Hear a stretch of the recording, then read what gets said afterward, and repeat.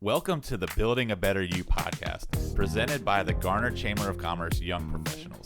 I'm Nick Spindler with Community of Hope Ministries. And I'm Chris Morgan with Grow Local Realty.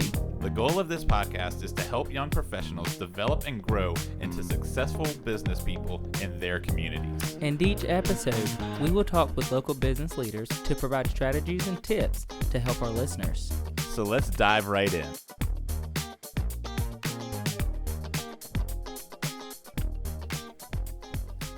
Welcome back to Building a Better You, sponsored by Coastal Credit Union. And this week we have with us Sarah Edwards, an insurance agent with Farm Bureau. How are you doing today? I'm good. How are you guys doing? Thanks for having me. Woohoo! We are excited. And Chris, you have a little bonus segment for us in this episode. Tell us what's going on. Exactly. So I figured, why not bring a little bit of small business in this room, in the closet.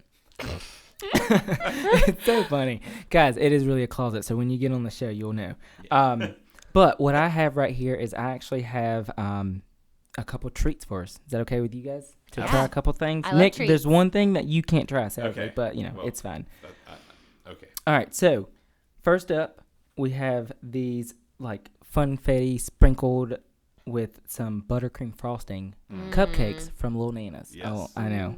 I gave This y'all small looks pieces just so you know. delicious. Yep. Love Little Nanas. I know. Or, yes, she's great. She's awesome. I don't know if have you been? Yeah. Oh, yeah. Oh, okay. I wasn't sure. I was like, I knew Sarah's I been. go in bulk. Yeah, absolutely. Do you really? Yeah.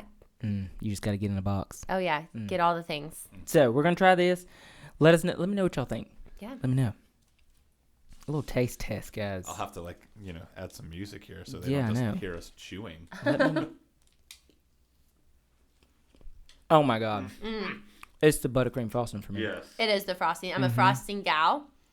Frosting's fantastic. See, I agree with that because you have the people, they're like, oh, I just want cake. And there's too much frosting. I'm like, I don't know that there is such a thing as too much frosting.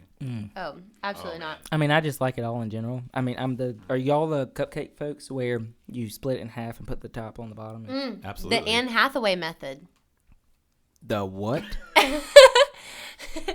She was the one who cultivated that and made it famous, where you take the bottom off and put it on top and make it a sandwich. Did you know this, Nick?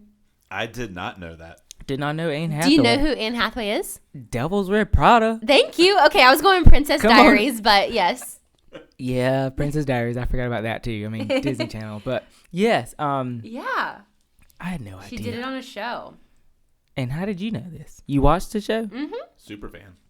Obviously. We're missing out, Nick. We are missing out. Well, I'm glad to know if you haven't been to Nana's Little Sweets, check it out. It's on Main Street in Garner. Fantastic.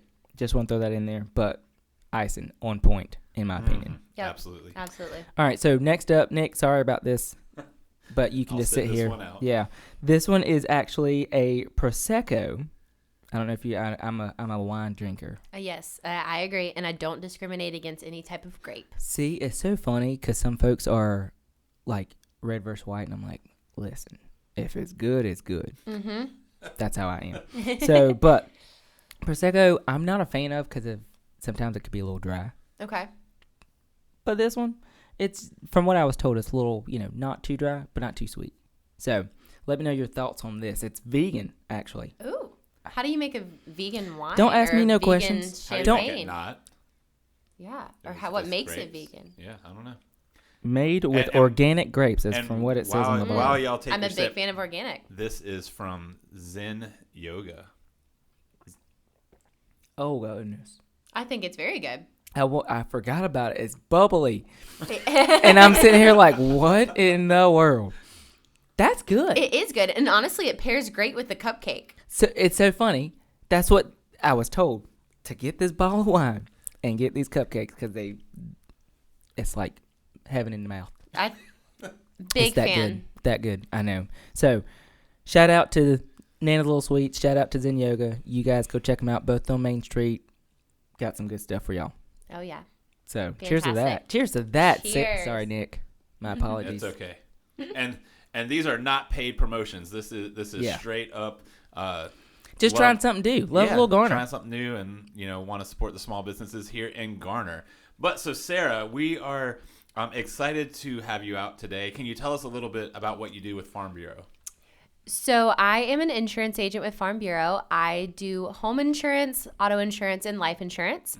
So that is kind of where my bread and butter lies. Our big claim to fame is our customer service. So I am going to come and sit with you at the kitchen table, talk to you about your coverages, make sure it's doing what it needs to do with you, and you'll have me to call. So not a big call center or anything along those lines. I am your point of contact. So that's what I do. I love that because I've been with insurance companies where I'm like, I don't even know my agent's name. Absolutely. Yeah. We try to avoid that. My clients have my cell phone number, and they can reach out to me whenever and however they need to. Just make sure all is well. It's so funny to know, as far as like insurance agents go, that you work just as much as real estate agents. I was like, oh man, after hours, weekends. She's like, I'm on call all the time. Yeah, whenever they need me. And obviously in a claim situation, you don't get to like pick when you get in a car accident or if your, kitchen catches on fire. So you kind of have to be available for those kinds of situations. So yeah, it goes a long way for my clients to have my cell phone number and they can just call me when they need me. That's awesome. But we know that you weren't always an insurance agent. And so part of the reason we wanted to have you on today was to talk to you about that process. And so what was it like for you to switch careers? Can you tell us like what you did before and then kind of how you made that transition? Yeah, so I used to be an elementary school teacher. I went to East Carolina and got my elementary education degree there. So we won't hold going to East Carolina against you. Go Wolfpack. Go Pirates, go Pirates. And I went into elementary education in 2019.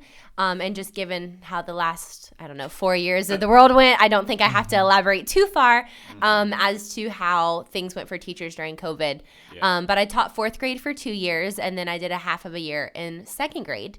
And found that it was just not the best fit for my family. Teachers work a ton of hours. If you imagine, their day to day, they have to teach the lessons all day. And there's no time for them to plan them if they are teaching them. And that's just a small portion of the things that you have to do at home. So working around the clock, and it just kind of got a little unhealthy for me. So my now manager worked out with me at Burn Boot Camp for many, many years. And she pretty much brought me on board. I kind of trusted her, and she said insurance is a great gig. At first, it sounded a little boring and not as exciting as I found it to be. But yeah, kind of trusted her on that because she was a good friend of mine. And now I wouldn't look back. So how many burns are you in there right now? How many, isn't it like 200 burn boot camp classes you've been to? Oh, over the last 4 years, we're probably up in like the 500-600s. Way but to go, Sarah. That's what I'm talking about. They track it every year, so your goal is to hit somewhere like 200, 250 by the end of the year. So I think I'm at like 50 camps. And we definitely want to shout out our teachers for all your hard work, for sure. Yeah, I I pray for you every day. Absolutely. And, at Community of Hope, we have our after-school program that's, tutoring based. And, just seeing what the teachers have had to go through the past, it was like, not that it wasn't hard before COVID, but even now it's just, definitely a huge shout out to those teachers. So, being a teacher, you had a job where you received a paycheck, you were salaried, you knew what you were getting, and you went to a job where you're commission based. And so what was that like? How was that transition? How'd you make that work? That was scary. So far, so good, but it was definitely a scary switch. A lot of it was just trusting the Lord and his timing, and, he takes care of his people. And so when I came to the decision of knowing Farm Bureau was the next step for me, and leaving teaching and trusting God that was the next step, I just had to kind of trust him that going commission-based would also be something that he took care of. Yeah. But it does help that I'm very disciplined, and I just find great value in being paid for how hard I'm working. So if I'm putting in the time and the effort and doing the things I'm supposed to be doing, the company pays me for that. So that goes a long way. Absolutely. Welcome to Team Commission. Yeah, it's fun. It gets a little stressful there if it's slow, but it is fun. It's definitely fun. That's good. I'm sorry, Nick. I was it's just Team Commission based. Yeah. I got to shout us out there because, It is very, like you said, though, rewarding when you work really hard for your clients and for your folks. And so that's, I mean, such a great feeling to feel. It is, yeah. Definitely rewarding. And it just helps you stay disciplined because I don't think you wake up motivated every day. I think those are two different things. Right. So it helps you stay disciplined and, even if you don't feel like going to work that day, we don't all feel like going to work every day. You're like, okay, I got to go to work today because I got to write something today because it's not coming without that. So I think it does help, stay disciplined. That's good. You got to have a schedule. Yes. Electronic schedule? Yes. It was really hard. Your paper? No. So I was paper until like a month ago. My girl, put it here. We'll still keep you. We're going to start a support club for all of y'all that for are making paper the calendars. transition to It's electronic very hard. calendars. So tough. It's so hard. But once I realized if I'm sitting in front of someone who they're like, hey, let's meet on this day, and I didn't have my hefty little calendar with me that I love so much, it was so much easier to pull it up on my phone. So I'm making the transition, if you'll pray for me about that. Yeah, so I'll laugh. Amy White, our executive director at Community of Hope, she is paper all the way too. And there's been times I've been in the office and she calls me. She's like, "Hey, can you check my calendar to see what I have going on next Tuesday?" And I'm like, I can help introduce you to a way that will, no matter where you are, you'll be able to pull it up. Yes, absolutely, absolutely. Yeah. So making the transition, but yes, schedule is big time. Okay. So with your transition, try to transition this conversation back to the meat and potatoes. So with switching careers, right? You know, going from elementary to now being a insurance agent and working for yourself and working hard. You've seen it. You've now done this now how long? Over a year now. So okay. So you're well into it. You're 2 feet in, ready to rock and roll. So for someone that's thinking about making that transition, any advice that you have for those folks? I think it would be take your time. When, I say this to say I loved teaching and kids have a huge place in my heart. It was just the other things outside of children that I didn't love about teaching. So it was a really, really hard decision and there was a lot of tears with that. But I think a big piece of advice would be just to take your time. I prayed a lot and I stayed really close to the word so that I could kind of hear what God was wanting for me and my family. And then just kind of remembering that nowhere is going to be perfect. That's a good one, right?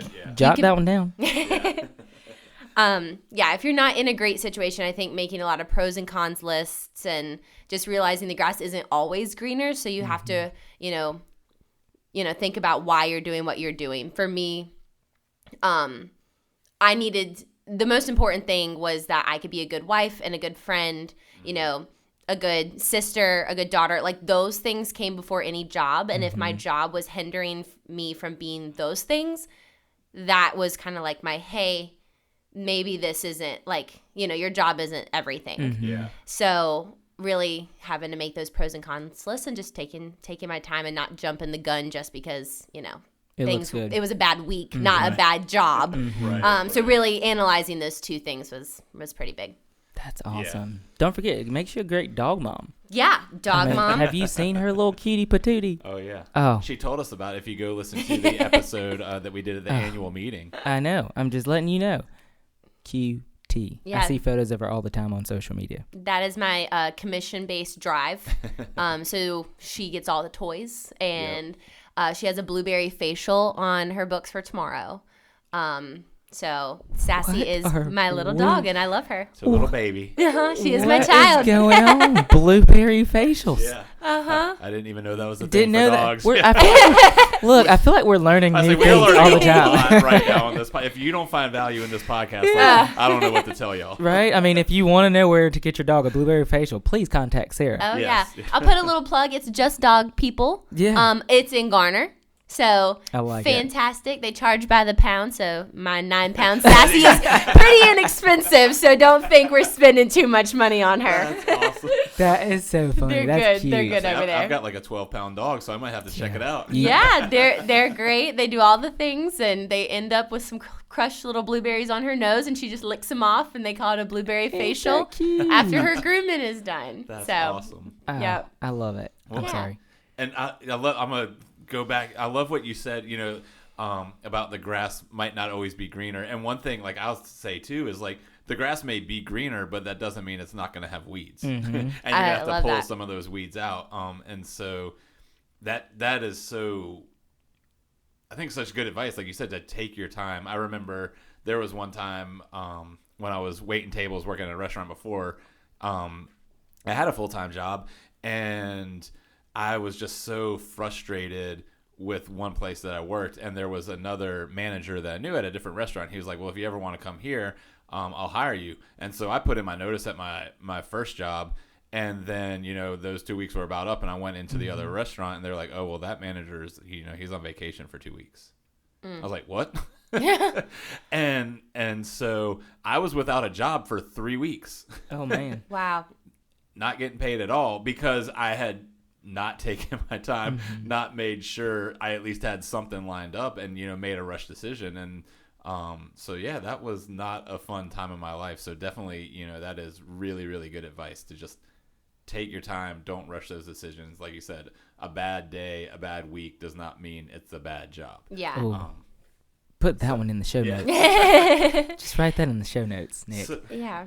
But yeah, so, and along the theme of good pieces of advice, there's 2 questions we like to ask all our guests. And so the first one is, what is the best piece of advice that you've ever received?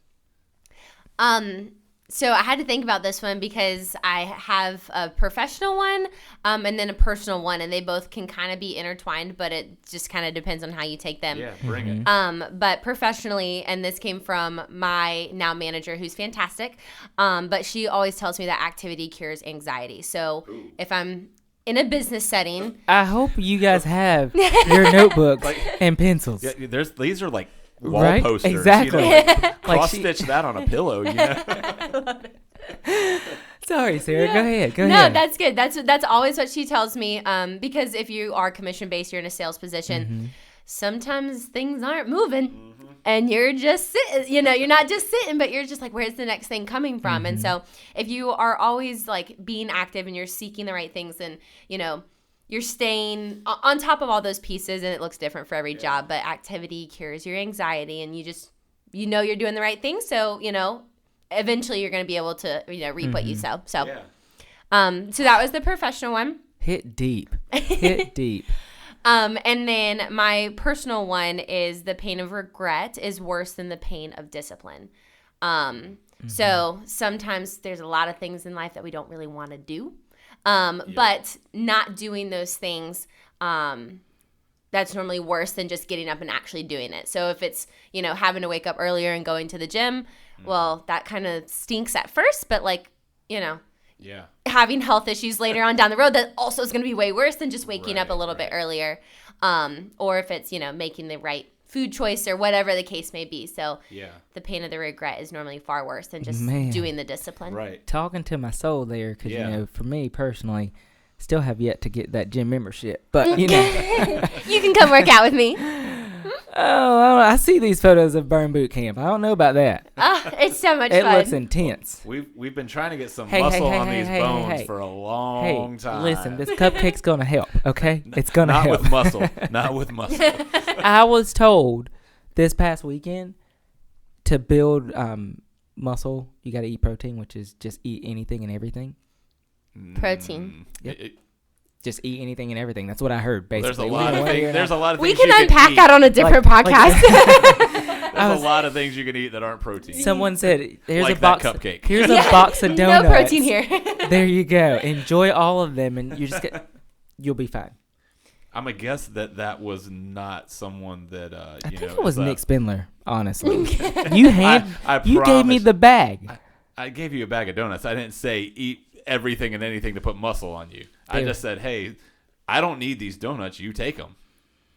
And I took them and put them in the microwave and ate them. Okay? I feel like there's just judgment coming from this side of the room. There's no judgment. No this judgment. is judgment-free zone. You can eat all the donuts you want. Just don't expect them to put muscle on your body. I'm That's all I'm saying. Next time. So the second question that we also ask all of our guests that come on to the show is, what is something that you utilize every single day to help better yourself? It could be something personal or it could be something professional. You name it. We'd love to hear it. This is kind of tough. There's a few things. I think one of the things that just helps keep my life together is that at the end of the day, every single day, I write out my to-do list for tomorrow. Now, that doesn't mean that tomorrow I'm not adding to it as the day goes on, but I at least, when I'm, turning my computer off for the evening or booting down, whatever the case may be, I will write out my to-do list for the next day so that when I wake up, I have a purpose for that day and I, kind of know what I have to tackle. And, you put out the fires as they come, but it kind of helps keep me focused throughout the day. So that's, I guess, a pretty big one that I try to stick to. That's good. I like a good to-do list. And I'm telling you, the reward when you can take your pencil or pen and you just cross that thing off because you know you got it done. It's so good. If you're electronic, click the checkbox. Okay, my to-do list is still paper. And it stays on this notepad. This notepad also stays with me all the time. So to-do list on paper. You have to. So you can cross it off. Exactly. Sometimes I add things, like if I didn't plan on doing it, but I did it, I'll write it on my to-do list after it's done just to cross it off. Just to fill it. Yeah, you just got to give, celebrate those little wins, man. Exactly. See, this is Sarah's my people. But I'm going to tell you, there's also a beauty in being able to say, hey, Siri, remind me at 3 o'clock to email Chris. And I can be driving in my car. I can be walking somewhere. I can be wherever I want. And I can just get that reminder on my to-do list. I hate the Remind app. I'll be honest. I can't stand it. It's so frustrating. It's so good. It's so frustrating. Remind as in like... You get a reminder. Oh, no. I don't set reminder I don't think task. I've ever used that. I use my Outlook. So like I'll... Even if it's not an appointment, I'll it'll remind me 15 minutes before something needs to happen. Yeah. I'll do that one for little things like I Your can't Outlook forget. calendar? Uh-huh. We're not friends anymore. Google. Oh, okay. So Farm Bureau's Outlook mandated. Oh, okay. So it's not a by choice. It's about you have to do it. Yes, okay. I have to use Outlook for so sad. work. Sorry. It's okay. Yeah. Tell them to go to Google. You hear that, Farm Bureau? Google. It's so I'm sure they're going to change their mind because of the Building a Better You podcast. That is so funny. Sarah, thank you so much for joining us today. We will throw your contact information in the show notes. So if you are looking for insurance or need to change your insurance because you think you're paying too much, definitely reach out to Sarah. She can help you. And like we always say, please go rate, review, subscribe to this podcast. Hate saying it every time, but it does help get this information out to more people. So if you've been taking notes, if you've been cross-stitching pillows, whatever it might be, if you've got value from this, go give us a shout out there wherever you listen to your podcast, and we will talk to you guys soon. Let's go, baby. Thank you guys for having me. Thanks, Sarah. Thank you.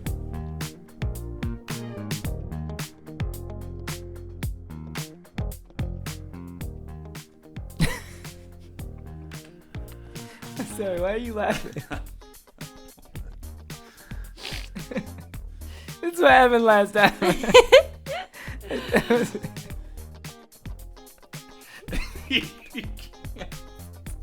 What are you doing?